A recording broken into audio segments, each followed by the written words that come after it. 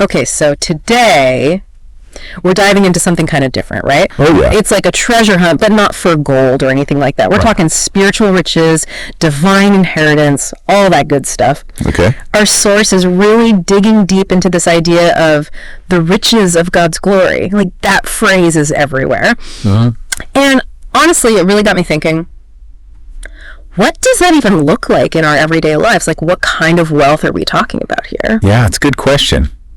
So I'm ready to find out. Me too. What? Well, what's interesting here is that the source isn't talking about, like material wealth. Okay. They're using these biblical references like Philippians 4.19, Right. where Paul talks about God supplying every need, but he says, according to his riches in glory. So not your typical trust fund then. Exactly. It's way bigger than that. Okay. It's more like, think of it like an inheritance, right? But it's an inheritance that includes like spiritual blessings, inner strength, the power to overcome challenges. It's about experiencing the fullness of God's blessings, really, like it describes in Ephesians 1.16:21, Yeah. in every area of life. Okay, that's starting to make a little more sense. But then the source mentions something about exercising our covenant rights with God to access these riches. Right. Now, what does that even mean, practically speaking? Yeah, it's not like knowing like a secret handshake or some code. Yeah. The source actually points to Matthew 6.33, where, Jesus tells his followers to seek first God's kingdom and righteousness, and all these things will be added to them.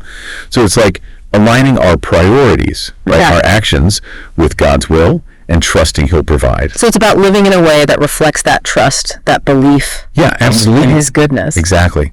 The source really emphasizes that God wants to bless us, like Psalm 84.11 says that he does not refuse any good thing to those who do what is right. Okay, I'm starting to see the bigger picture here, right?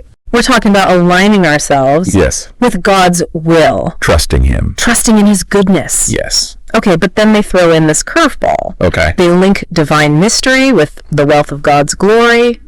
They even reference Colossians 1.27 specifically. That's a good one. Now, that's an interesting combination. It is interesting, yeah. Yeah. And I think, it's about digging deeper, going beyond like the surface level of faith. Right, okay.